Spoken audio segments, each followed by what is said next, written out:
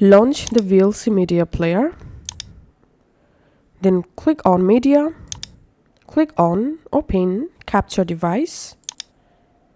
In here, Capture Mode, select Desktop.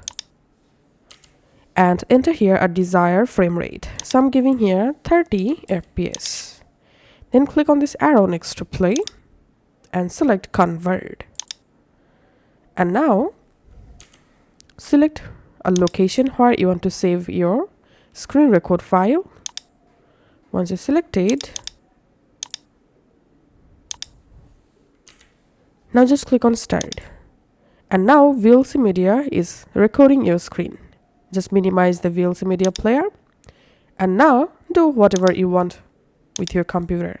And VLC Media is recording your screen. To stop recording, go back to VLC Media Player. Click on this stop button.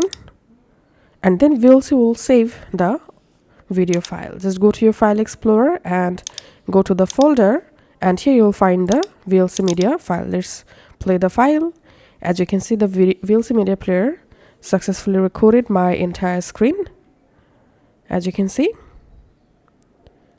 So that's how you can actually do it. Thanks for watching.